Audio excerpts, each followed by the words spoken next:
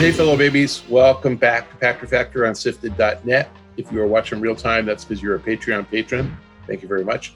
Or you have linked your Twitch Prime account to your Amazon Prime account. Thank you very much. Patronage costs money. If you've got it, we appreciate it. Twitch Prime, Amazon Prime costs you nothing, and everybody who's a Prime member should do it. Yes, you can link your Twitch account to your parents' Prime account, so please figure it out. It's in the instructions below. Okay, fellow babies, today's question from SIFTD firm Herbitronic, or Herbitronic if you prefer. Now that Amazon's game streaming service Luna has been announced, do you think it's a compelling option for casual gamers? Do you think having to already own a controller or shell out $50 for Amazon's controller is a significant deterrent for that segment? Why hasn't Netflix started a game streaming service? The brilliance of Luna is that they're not actually going after you guys. They're not going after hardcore. They're trying to expand the gaming market to someone who really likes games, but doesn't play them enough to justify buying a console. So let's say you're a one game every 3 year kind of guy, then those people exist.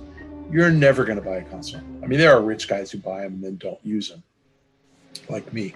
I just can't. I don't play that many PlayStation and Xbox games, so when I play, I tend to play one console or the other, and I don't go back and forth.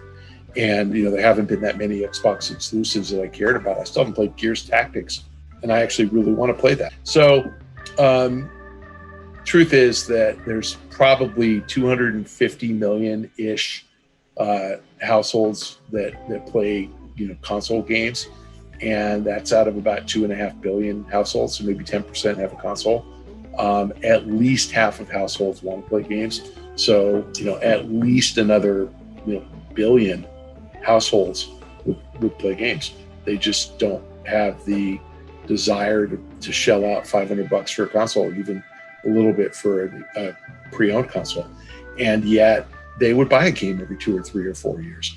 And just like they would buy a game every 2 or 3 or 4 years, if there's a service that makes sense that would give them lots of choices, they might play more. So a Luna subscription is fully intended for that household. And I think Luna, I think that the controller that they're launching with is actually pretty cool.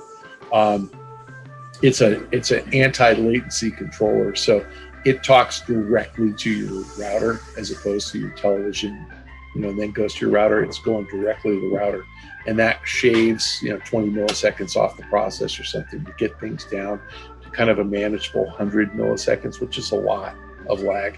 But it's fine if you're playing single player. It's not an event if you're single player. If you're casual multiplayer, it's fine. If you're competitive multiplayer, no, you're not going to like it.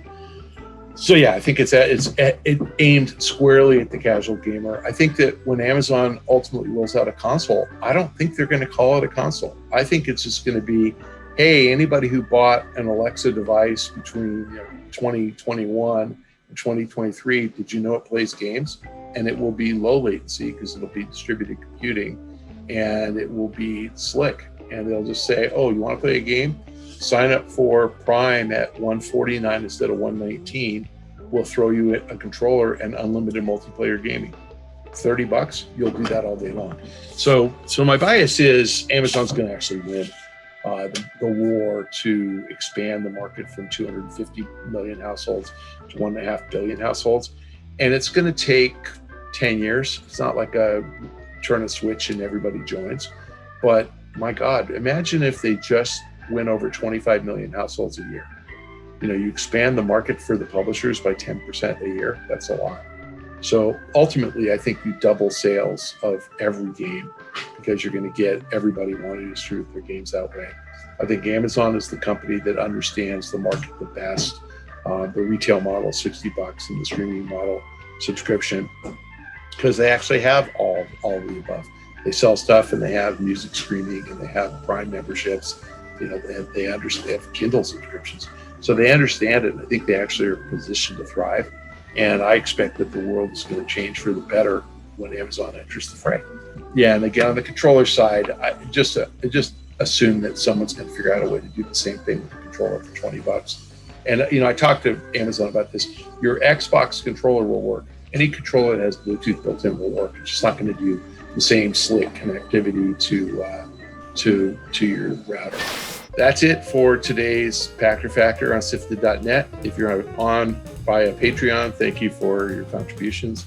If you have linked your Twitch and your Amazon Prime accounts, thank you very much.